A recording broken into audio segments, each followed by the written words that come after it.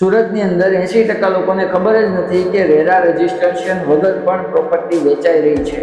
તમે પણ પ્રોપર્ટી ખરીદવામાં ઇન્ટરેસ્ટેડ છો, હમણાં જ તમારી તૈયારી છે, તમે ગોતી રહ્યા છો કે સુરતની અંદર 2 BHK ફ્લેટ 3 BHK ફ્લેટ જો લેવાનો છે. આ વસ્તુ હંમેશા યાદ રાખજો, તમે પણ ન ફસાતા.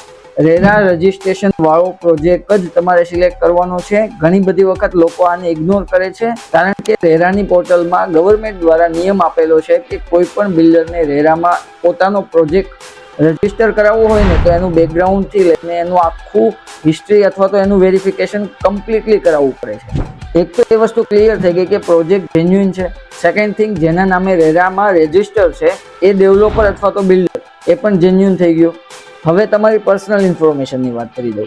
તમને બિલ્ડર અથવા તો ડેવલપર દ્વારા એવું કહેવામાં આવે છે કે 15 મહિનાથી લઈને 18 મહિના સુધી તમને પોઝેશન મળી જશે. પણ તમને 15 થી 16 મહિના કે 18 મહિના કે વધીને 20 મહિનામાં શું તમને પોઝેશન મળે છે?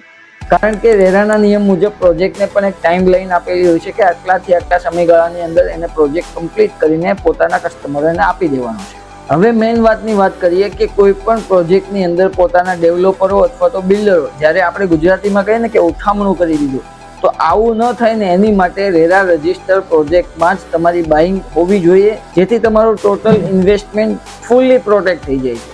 જેથી કરીને ઉઠામણાનો કોઈ પણ ઇસ્યુ આવવાનો જ નથી જો રેરા રજિસ્ટર પ્રોજેક્ટની અંદર તમે પ્રોપર્ટી બાય કરી હશે તો.